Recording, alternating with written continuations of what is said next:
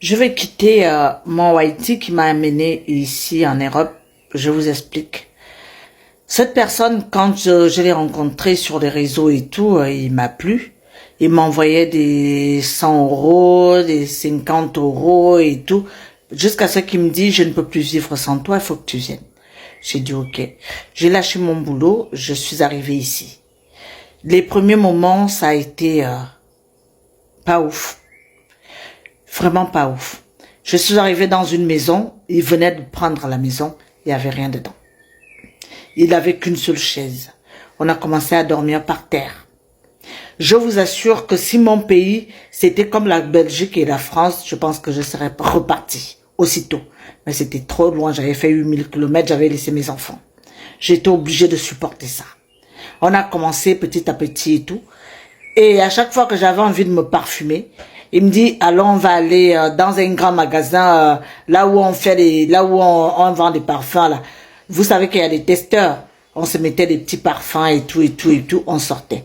Quand j'allais à l'entretien d'embauche, je faisais pareil. Même pour les testeurs, il me dit, allons, tu vas d'abord aller dans un grand magasin pour aller mettre le rouge à lèvres sur des testeurs là-bas sur tes lèvres. C'est comme ça que je faisais. Quand on arrivait dans un magasin, des grands magasins d'ici là, il ne pouvait pas s'empêcher de prendre quelque chose pour mettre dans la poche. Et ce qui me choque le plus, c'est-à-dire que quand on va dans les restaurants à volonté, il faut toujours amener les Tupperware dans le sac. Faut voir le sac que j'amène pour mettre les Tupperware dedans. Donc, quand on va se servir, on goûte un peu. Après, j'ouvre le sac sur la table. Il met, on va manger ça pendant 4 jours.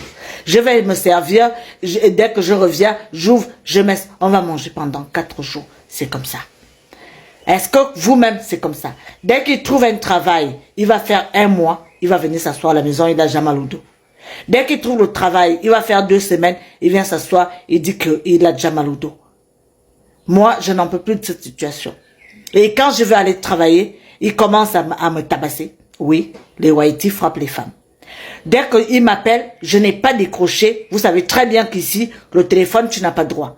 Dès que je n'ai pas décroché, quand je vais décrocher, commencer à m'appeler, à m'insulter, je vais vous dire mot pour mot, ça va peut-être vous choquer.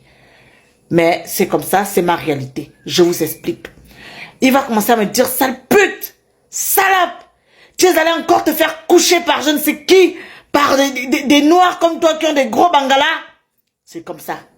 À chaque fois qu'il voit un noir passer devant chez nous, parce qu'on habite, il va me dire, voilà ton copain, c'est toi qui suis, voilà ton copain. Dès qu'il voit un arabe qui regarde, il va venir dire, pourquoi tu regardes ma femme? Pourquoi tu me regardes? Hein? Sale bougnoule. Oui, ça c'est ma réalité. Je ne rigole pas, c'est ma réalité. C'est pour ça que j'ai décidé de partir. Même s'il faille que je reparte en Afrique, je vais repartir. Parce que là-bas, j'étais pas malheureuse. J'avais un travail. Je préfère partir. Et quand je fais cette vidéo, c'est par rapport à ce qui arrive à la petite là qu'on dit, t'allais venir te chercher en Afrique. Ah bon? Parce que la vie que lui me donne ici, il me donne une vie, c'est pas le paradis. C'est pas le paradis. En Afrique, on vit là-bas. En Afrique, on vit. Je préfère partir, repartir chez moi parce que j'en peux plus. C'est trop de maltraitance et trop de souffrance. Vous avez entendu? Vous avez entendu? Il faut quitter dans les affaires qui ne vous arrangent pas. Il faut quitter dans une situation où on te maltraite. Au nom de quoi? Parce que c'est la personne qui t'a amené ici. Ça veut dire quoi? Ici, c'est le paradis. Quand ça ne va pas, il faut quitter dans cette affaire-là. Faut pas rester. En tout cas, ça, c'est mon avis personnel. Mais je sais quelque chose que moi, je ne resterai pas dedans. Ça, c'est sûr. Voici un exemple concret pour montrer tout simplement qu'on retrouve ce genre de comportement dans toutes les communautés, sans exception bien sûr. Et laissez-moi vous dire qu'elle n'est pas la seule à vivre cette situation. Il y a beaucoup de femmes africaines qui sont dans des couples mixtes qui vivent pire, mais ne veulent pas en parler.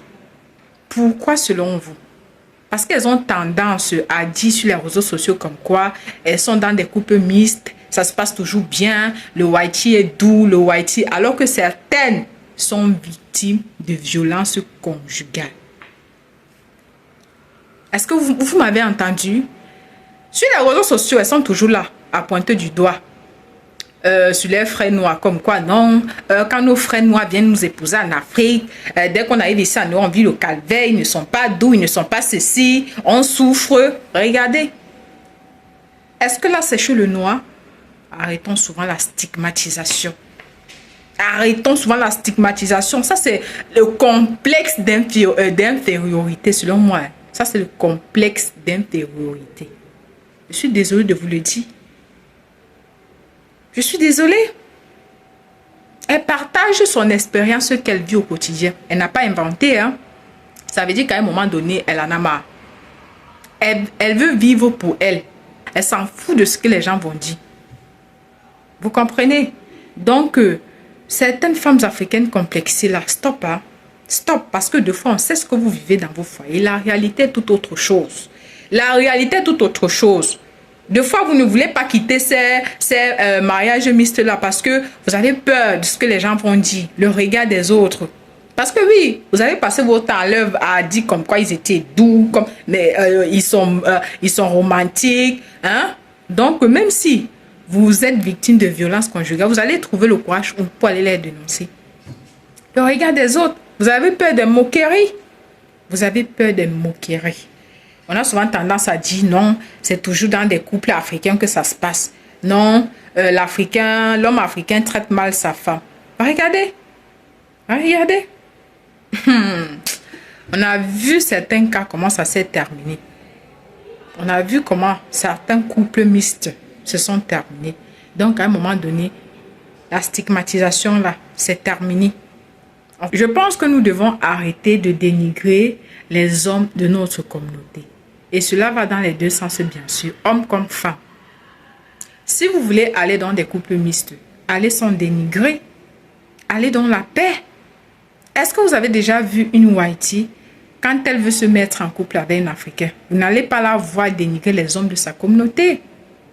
Pourquoi quand c'est dans la nôtre, on retrouve toute cette haine? Pourquoi on retrouve toutes ces haines-là?